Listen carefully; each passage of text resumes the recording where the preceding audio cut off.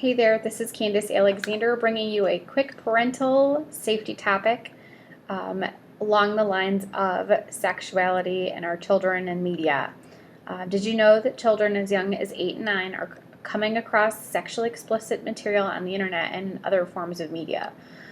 Although research is just beginning to assess the potential damage, there is reason to believe that early exposure to sexual content may have the following undesirable effects: early sex, high-risk sex, sex relationship and love addictions, sexual violence, inability to preserve our children's youth. This comes from an article from Psychology Today's website. The topic of media and TV shows being a source of sexual violent material to our children and teens has really been making me think a little bit differently about the content that I'm even allowing my 4-year-old daughter to see, whether it's intentionally or unintentionally. A great instance is about a month ago, my brother-in-law was playing a video game, and my daughter walked in to see a UFC fighter punch another UFC fighter out, blood splattering and cursing involved. My daughter has since then spoken to other family members, her teachers, and peers about how 2 guys were bleeding and hurting each other. We inadvertently allow our daughter to be exposed to things that at times we don't realize could be potentially damaging, and I know this could be the case for other parents as well. So with that being said, it's time to start initiating some tools that certain vendors provide to us, whether it be online content blocking, cable content blocking, or even cell phone time allotted. Exposure to sexuality needs to be in the form of education. It should not be coming from TV, from movies, YouTube videos, cell phones, etc. What's even more perplexing is I've tried to research what questions adults should be having, conversation-wise with their children to open the lines of communication and to get families more involved about having those conversations about sex and lessening the taboo of it, only to find nothing really readily available for parents to utilize. With that being said, I would like to talk about a couple tools that are available to parents current state, and also some questions you should have with your children. So some tools available. Right now there is a data blocking feature that can be found on www.teensafe.com. But basically what it does, they provide timely information on who your child is texting, who they're calling, where they're located, even a history of where they've been, as well as what they're posting on social media. Now, I'd hate to think that we need to monitor our children, but at this point, I think it's a good safety precaution. The other idea is the form of just not having a data plan on your cell phone. I have teenage sisters that are 13 and 16, and my mother doesn't give them a cell phone with a data plan. They have a cell phone that allows them to text and basically to take and make phone calls. So maybe limitations in that regard are a positive thing, especially when it comes to social media and cyberbullying these days. Another thing that's available is content blocker from your cable company.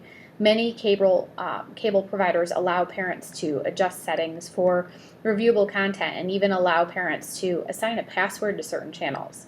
Use this feature to your advantage. Keep your kids from watching channels that have inappropriate content. Filter by age. You can even filter by age. It's that easy. So it's something to check out if you have cable, and that's something that you can utilize. Another thing is computer content blocking. Microsoft Windows 10 has an awesome feature, and I'll include the link to the actual setup of it. But you can set up parental controls that allow you to block content and specific programs, set time limits for your children to even use your computer, and can provide limited access to games depending upon their rating. I think that's pretty neat. These tools are all things that we should definitely try to leverage. But really, it should still come down to having a conversation with your children.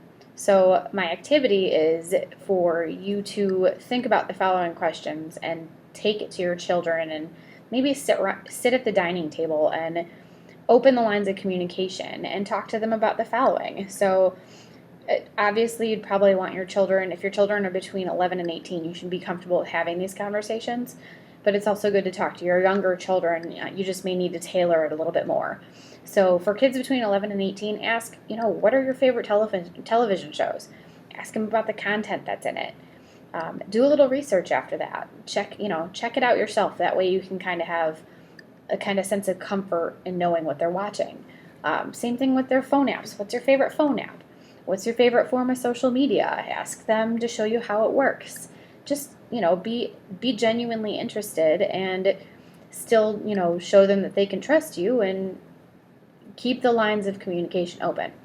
The next thing would be, what do you know about sex? What do you know about violence? What do you know about bullying? Just see where they're at. Maybe they have examples, and you can provide examples of things you've come across as an adult or even as a child. Another question is how do these things make you feel? So ask your child, how do these things make them feel when you talk to them about them? And make sure that you consistently tell them that you want them to be able to have conversations with you. And the last is, do any of your friends, not having to name names, participate in, sexual acts or cyberbullying, violence, anything of that nature? It's always good to have a good grip on things that are going on. Ask them how things are at school. It's also important to remain authoritative, but probing in a friendly and trustworthy, way to your kids. It's important you convey your interest to them, but being truthful and give examples of what you've been exposed to growing up. Giving them that context may help them to keep a open conversation with you. Above all else, remember your children need to be protected, and unfortunately you will not be able to protect them from every circumstance. But this is just about starting a conversation and keeping those communication channels open. So I hope this was helpful, and tune in next time for another edition of Candace's Parental Lesson Plans. Have a good night.